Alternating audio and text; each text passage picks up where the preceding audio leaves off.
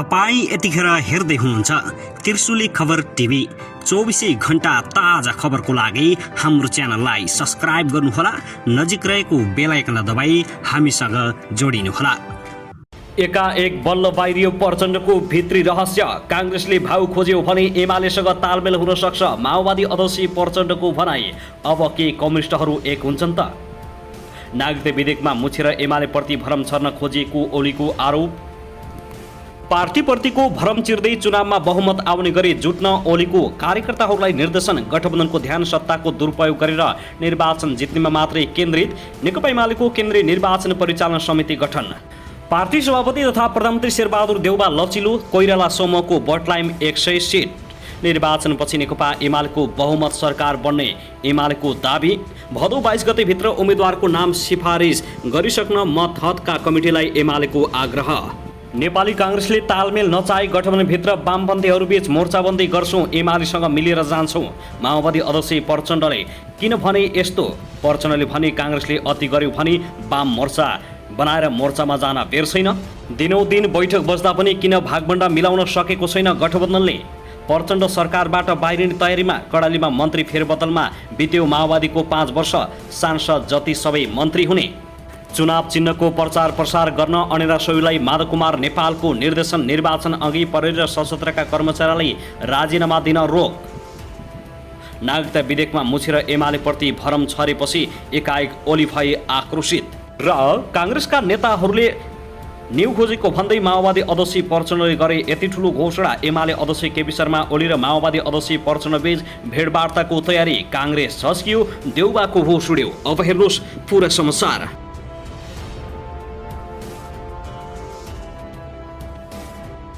दर्शक महानुभाव नमस्कार, तपाईलाई हार्दिक स्वागत छ हाम्रो च्यानल त्रिशुली खबर ट्युबमा। यदि हाम्रो च्यानललाई अहिलेसम्म सब्स्क्राइब गर्नुभएको छैन भने सब्स्क्राइब गरी नजिक रहेको बेल आइकन दबाई हामीसँग जोडिनुहोला। दर्शक महानुभाव, फेरि पनि हामी तपाईहरुमाझ निकै महत्त्वपूर्ण अपडेटका साथ उपस्थित भइसकेका छौं। यो भिडियोलाई अन्तिमसम्म हेरी हामीले साथ दिनुहोला।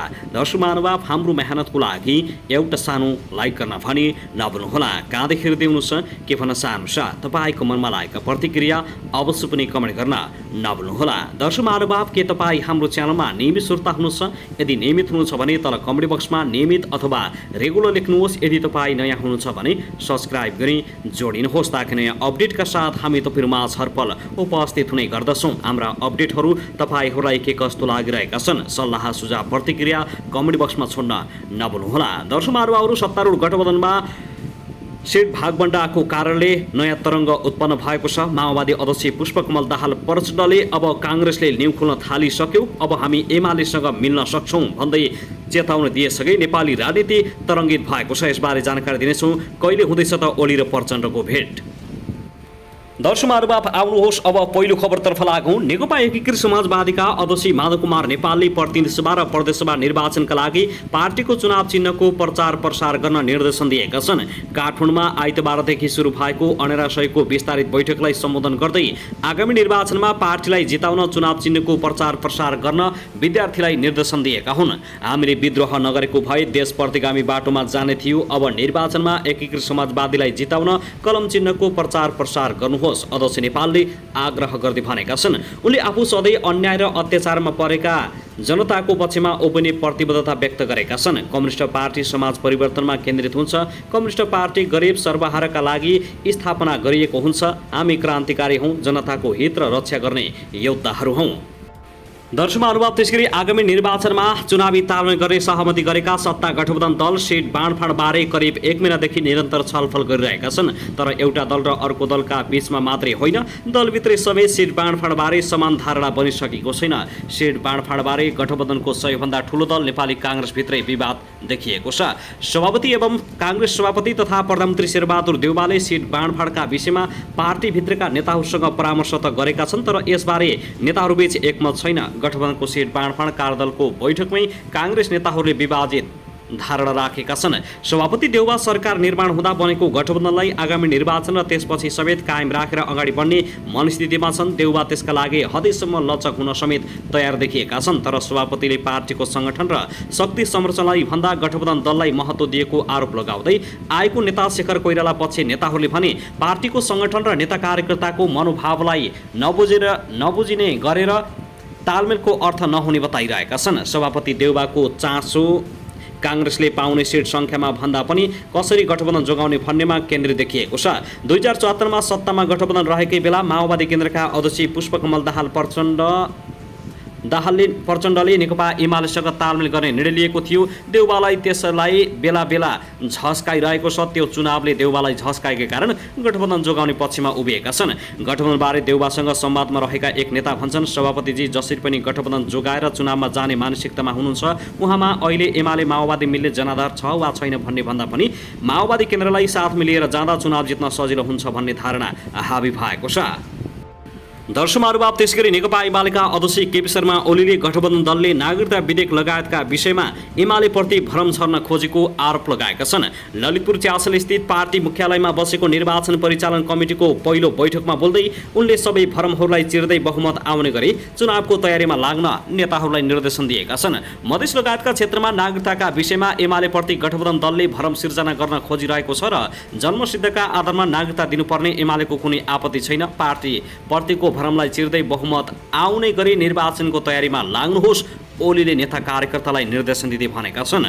मुलुकमा देखिएको आर्थिक लगायतका समस्याहरू समाधान गर्न एमाले सरकारमा आउनु पर्ने ओलीको धारणा छ। अहिले सत्ता गठबन्धनको ध्यान सरकारमा बसेर देशलाई लुट्ने र सत्ताको दुरुपयोग गरेर निर्वाचन जित्नेमा मात्रै केन्द्रित छ। यसअघि हामीले अघि सारेका राम्रा कामलाई रोक्ने मात्र काम गरेको छ। त्यसैले हामीले गरेका कामबारे जनतालाई जानकारी गराउनुपर्छ। मुलुकलाई यही बाटोमा अगाडि बढाउनका लागि नेकपा एमाले उचित नीति बनाउने भन्दै उनले आगामी निर्वाचनको घोषणापत्र पार्टीको मात्रै नभएर देशको भविष्य कोर्ने मार्गचित्र हुनुपर्नेमा जोड दिएका छन्। बैठकले अध्यक्ष ओलीको सम्झौतामा 451 सदस्यीय केन्द्रीय निर्वाचन परिचालन कमिटी र 34 सदस्यीय केन्द्रीय निर्वाचन सचिवालय गठन गर्ने निर्णय गरेको छ। त्यस्तै प्रदेश, जिल्ला, पालिका, वडा र बुथसम्म निर्वाचन परिचालन कमिटी बनाउने निर्णय पनि बैठकले गरेको छ। दर्शकमारुबाब त्यसगरी नेकपा माओवादी केन्द्रका अध्यक्ष पुष्पकमल दाहाल प्रचण्डले काङ्ग्रेसले भाउ खोजे एमालेसँग तालमेल हुने बताएका छन्। पार्टीको बागमती प्रदेशमा रहेका केन्द्रीय सदस्य र प्रदेश पदाधिकारीको संयुक्त बैठकमा प्रचण्डले काङ्ग्रेसले सङ्घ र प्रदेशको चुनावी तालमेलका क्रममा न्यू खोजे एमालेसँग तालमेल गरेर अगाडि बढ्न सकिने चेतावनी दिएका हुन्। भदौ 20 सम्ममा एक महिला सहित 3 जनाको नाम सिफारिस गर्न निर्देशन दिएको बैठकमा सहभागी एक नेताले बताएका छन्। उनले भने प्रचण्ड कमरेडले सङ्घ र प्रदेशबाट एक महिला सहित 3 जनाको नाम पठाउन निर्देशन दिनुभयो। काङ्ग्रेसले भाउ खोज्यो भने एमालेसँग सहकार्य गर्न पनि सकिन्छ भन्नुभयो। प्रचण्डले निर्वाचनमा वाम मोर्चा एक भएर जान सकिने विकल्प पनि अगाडि सारेका छन्। पार्टीको बागमती प्रदेशमा रहेका केन्द्रीय सदस्य र प्रदेश पदाधिकारीको संयुक्त बैठकमा प्रचण्डले काङ्ग्रेसले अप्ठ्यारो पार्न खोजे वामहरूको मोर्चा बनाएर अगाडि बढ्न सकिने चेतावनी दिएका छन्। प्रचण्डको भनाई उद्धृत गर्दै बैठकमा सहभागी एक नेताले भनेका छन्, गठबन्धनभित्र पनि वाम दलहरू हुनुहुन्छ। वाम मोर्चा बनाएर चुनावमा जान सकिन्छ, तर हामी गठबन्धनमा प्रतिबद्ध छौँ। काङ्ग्रेस पनि हामीसँगै छ। प्रचण्डले भने अहिले हामीसँग वाम मोर्चाको पनि विकल्प छ। वाम मोर्चाका रूपमा हाम्रो चुनावी तयारी अगाडि बढाउन पनि सकिन्छ। दर्शकमारुबाब त्यसगरी नागरिकता विधेयकमा पुनर्विचार गर्न राष्ट्रिय सभाको विधान व्यवस्थापन समितिको बैठक आह्वान गरेको छ। समितिका ज्येष्ठ सदस्य नारायण दत्त मिश्रका अनुसार सोमबार मध्याह्न 12 बजेका लागि बैठक बोलाइएको हो। कसैले बाहिरका विज्ञहरू समेतलाई बोलाउनुपर्छ भनेका छन्, कसैले के भनेका छन्, अनेक कुरा गरेका छन्। तर मैले समितिमा रहेका 15 जना सदस्यहरू राखेर व्यापक छलफल गराएर पारित गर्ने सोचेको छु, मिश्रले अनलाइन खबरसँग भनेका छन्। आइतबार मात्रै राष्ट्रिय सभाले नागरिकता विधेयक पुनर्विचारका लागि विधान व्यवस्थापन समितिमा पठाएको हो। भदौ 2 गते प्रतिनिधि सभाले राष्ट्रपतिले पुनर्विचारका लागि फिर्ता पठाएको सन्देश उप छलफल गरेर विधेयक पारित गरेर राष्ट्रिय सभामा पठाएको थियो। राष्ट्रिय सभामा आएको 10 दिनपछि यो विधेयक अगाडि बढेको छ। अब धेरै ढिलो गर्ने सोच नरहेको विधान व्यवस्थापन समितिका ज्येष्ठ सदस्य मिश्रले बताएका छन्। राष्ट्रिय सभाको अर्को बैठक यही भदौ 16 गते राखिएको छ। सोही बैठकमा समितिको प्रतिवेदन पेश गर्ने र पारित गर्ने पट्टीमा काम गर्ने योजना, स्प्रेडमा काम गर्ने योजना रहेको पनि उनले बताएका छन्। उनी भन्छन्, सकभर 16 गतेको बैठकबाट यो विधेयकलाई टुङ्गाउनुपर्छ। समय घर्किसकेको हुनाले चाँडै नै यसलाई पारित गर्नुपर्छ। विधायन समितिमा सत्तारूढ गठबन्धनको बहुमत रहेको छ। काङ्ग्रेसबाट 3 जना सदस्य ज्येष्ठ मिश्रसहित जितेन्द्र नारायण देव र प्रकाश पन्थ छन्। नेकपा माओवादी केन्द्रबाट 4 जना सदस्य गङ्गा कुमारी बेलबासी, तारामान स्वार, सुरेश कुमार आले मगर र राधेश्याम पासवान रहेका छन्। नेकपा एमालेबाट 3 जना सदस्य देवेन्द्र दाहाल, भगवती न्यौपाने र भैरव सुन्दर श्रेष्ठ छन्। राष्ट्रपतिबाट मनोनित सांसद विमला राई पौडेल एमाले निकट मानिछन्। नेकपा एकीकृत समाजवादीबाट 2 जना सदस्य डा बेदुराम भूषाल र उदय बहादुर बोहरा छन् भने स्वतन्त्र सांसद खिमलाल देवकोटा पनि नेकपा एकीकृत समाजवादी निकट नेता हुन्। जनता समाजवादी पार्टी जसपाबाट पर्मिला कुमारी सदस्य रहेका छन्। दर्शक महानुभाव, त्यसगरी काठमाडौँ महानगरपालिकाका प्रमुख बालेन्द्र शाह बालेनले महानगरले आफ्नो अधिकारभित्र रहेर कानुन सम्मत अनधिकृत संरचना हटाएको बताएका छन्। आइतबार विज्ञप्ति जारी गरेर कानुनको उल्लङ्घन गरेर बनाइएको संरचना भत्काइएको बताएका हुन्।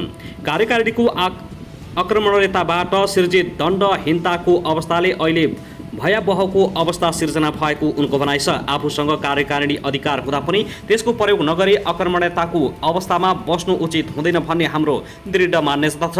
कार्यकारिणीको आक्रमणताबाट सिर्जित दण्डहीनताको अवस्थाले गर्दा आज भयावह समस्याका उपक्रमहरू विकसित भएका हुन्। तसर्थ न्यायिक निरूपणपछि मात्र अनधिकृत संरचना हटाउनु पर्दथ्यो भन्ने कतिपय भाष्यकारलाई काठमाडौँ महानगरबाट कार्यकारी अधिकारको प्रयोग कुन चरणमा हुन्छ र न्यायिक अधिकारको प्रयोग कुन चरणमा हुन्छ बुझिदिनु हुन हार्दिक अनुरोध गर्दछौँ, शाहले विज्ञप्ति मार्फत यस्तो बताएका छन्। साथै कानुन मिचेर कसैलाई मोटाउनु पनि नदिने उनले चेतावनी दिएका छन्। सार्वजनिक र वा सरकारी जग्गा अतिक्रमण गरी भएको अनधिकृत निर्माण कार्य तथा नक्सा स्वीकृति गर्दा भुइँतला वा बेसमेन्टलाई पार्किङको प्रयोजन देखाएकोमा पछि अन्य व्यापारिक प्रयोजनमा लगाएको कार्य स्वतः गैर कानुनी छ।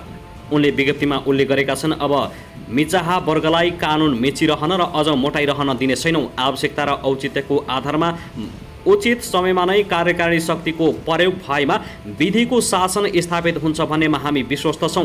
सकेसम्म मिचाहा प्रवृत्तिको रोकथाम गर्ने, रोकथाम नभए नियन्त्रण गर्ने र अन्ततः न्यायिक निरूपण गरी मिचाहालाई दण्डित पनि गर्ने विकल्प हामीसँग खुल्लै छ।